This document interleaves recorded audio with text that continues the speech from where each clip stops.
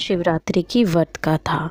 एक बार पार्वती ने भगवान शिव शंकर से पूछा, ऐसा कौन सा श्रेष्ठ तथा सरल व्रत पूजन है जिससे मृत्युलोक के प्राणी आपकी कृपा सहज ही प्राप्त कर लेते हैं।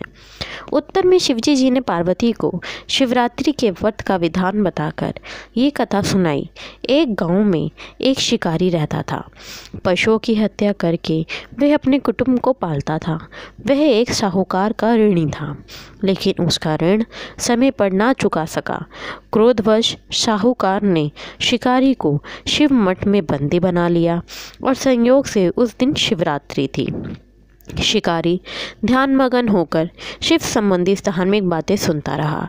चतुर्दशी को उसने अपनी शिवरात्रि की कथा भी सुनी। संध्या होते ही साहूकार ने उसे अपने पास बुलाया और ऋण चुकाने के विषय में बात की। शिकारी अगले दिन सारा ऋण लौटा देने का वचन देकर बंधन से छूट गया। अपनी दिनचर्या की भांति वह जंगल में शिकार के लिए निकला, लेकिन दिन भर बंदी गृह में रहने के कारण भूख प्यास से व्याकुल था। शिकार करने के लिए वह एक तालाब के किनारे बेल वृक्ष पर पड़ाव बनने लगा। बेल वृक्ष के नीचे शिवलिंग था जो बेलपत्रों से ढका हुआ था। शिकारी को उसका पता न चला। पड़ाव बनते समय उसने जो टहनियाँ तोड़ी वह संयोग से शिवलिंग पर गिरी। इस प्रकार दिन भर भूखे प्यासे शिकारी का व्रत भी हो गया और शिवलिंग पर बेलपत्र भी चढ़ गए। एक पहर रात्रि बीत जाने पर एक गर्भवती मुर्गी तालाब पर पानी पीने पहुंची। शिकारी ने धनुष पर तीर चढ़ाकर जो ही अपनी तीर खींचा, मुर्गी बोली, मैं गर्भवती हूँ, शीघ्र ही मेरी प्रसव करूँगी। तुम एक साथ दो जीवों की हत्या करोगे, जो ठीक नहीं है। मैं अपने बच्चे को जन्म देकर शीघ्र ही तुम्हारे सामने प्रस्तुत हो जाऊँगी।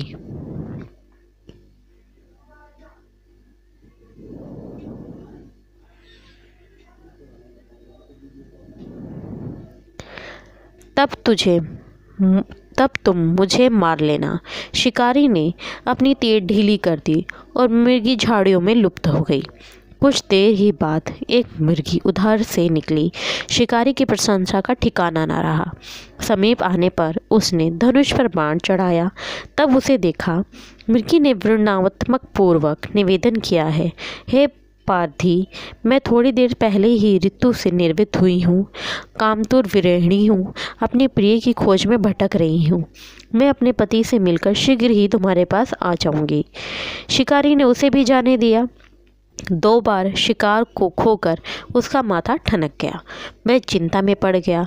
रात्रि का आखिरी पहर बीत रहा था। तभी एक अन्य मुर्गी अपने बच्चों के साथ उधर से निकली। शिकारी के लिए यह स्वर्णिम अवसर था। उसने धनुष पर तीर चढ़ाने में देर न लगाई। वह तीर छोड़ने ही वाला था कि मुर्गी बोली, हे पार्थी, मैं इन बच्चों के पिता के हवाले करके लौट आऊँगी, इस समय मुझे मत मार। शिकारी हंसा और बोला, सामने आए शिकार को छोड़ दूँ? मैं ऐसा मूर्ख नहीं। इससे पहले मैं 2 बार अपना शिकार खो चुका हूँ। मेरे बच्चे भूखे प्यास से तड़प रहे हैं। उत्तर में मुर्गी ने फिर कहा, जैसे तुम्हें अपने बच्चों की ममता सता रही है, ठीक वैसे ही मुझे भी। इसीलिए सिर्फ बच्चों के नाम पर मैं थोड़ी देर के लिए जीवन दान मांग रही हूँ। हे पार्थी, मेरा विश्वास कर, मैं इन्हें इनके पिता के पास छोड़कर तुरंत लौटने की प्रतिज्ञा करती हूँ। मुर्गी का दिन स्वर सुनकर शिकारी को उस पर दया आ गई। उसने अपने मृग को भी जाने दिया। शिकार के अभाव में बेल वृक्ष पर बैठा शिकारी बेल पत्र तोड़ तोड़कर नीचे फेंकता जा रहा था। पोप फटने को हुई तो एक हुष्ट पुष्ट मुर्गी उसी रास्ते पर आया। शिकारी ने सोच लिया कि इसका शिकार वह अवश्य करेगा। जैसे ही शिकारी ने अपना तीर निकाला, मुर्गी उसे देखकर विनती स्वर में बोली, ए पार्थी भाई, यदि तुमने मुझसे पूर्व आने वाली 3 मुर्गियों तथा छोटे छोटे बच्चों को मार डाला है, तो मुझे भी मारने में विलम्ब ना करो, ताकि उनके वियोग में मुझे एक क्षण भी दुख ना सहना पड़े। मैं उन मुर्गियों का पति हूँ। यदि तुमने उन्हें जीवन दान दिया है तो मुझे भी कुछ क्षण जीवन दान देने की कृपा करो। मैं उनसे मिलकर तुम्हारे सामने उपस्थित हो जाऊंगा। मृग की बात सुनते ही शिकारी के सामने पूरी रात का घटना चक्र घूम गया। उसने सारी कथा मुर्ग को सुना दी।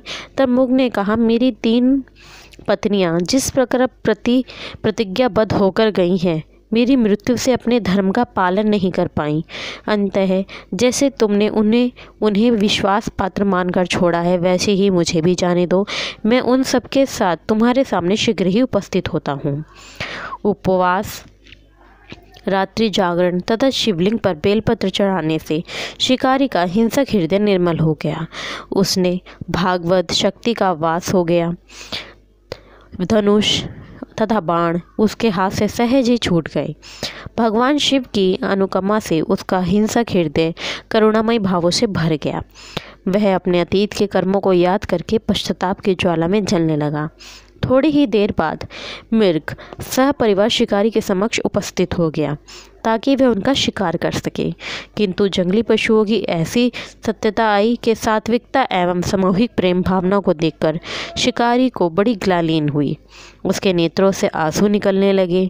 उस मृग परिवार को ना मारकर शिकारी ने अपने कठोर हृदय को जीव हिंसा से हटा सदा के लिए कोमल एवं दयालु बना लिया था। देवलोक में समस्त देव समाज भी इस घटना को देख रहा था। घटना की परिणति होते ही देवी देवताओं ने पुष्प वर्षा की। तब शिकारी तथा मृग परिवार मोक्ष को प्राप्त हुए।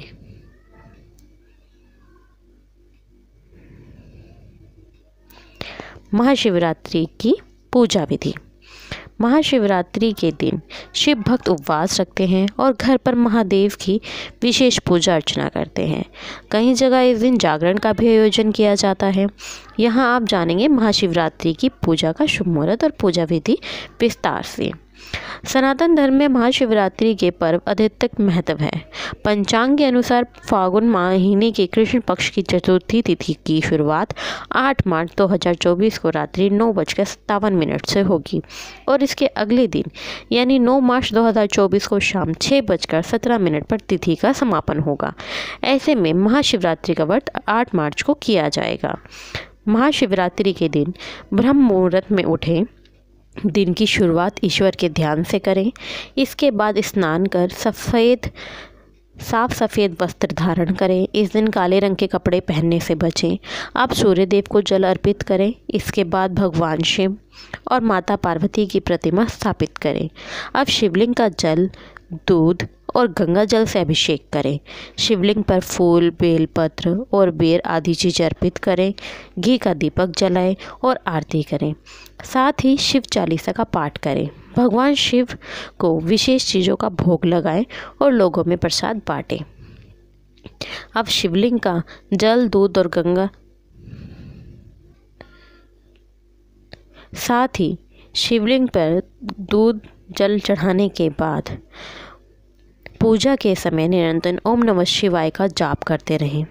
अभिषेक करते समय महामृत्युंजय मंत्र का भी जाप किया जा सकता है। भोले शंकर का शुद्ध जल से अभिषेक कर उन्हें वस्त्र और जनेऊ जरूर अर्पित करें। धन्यवाद।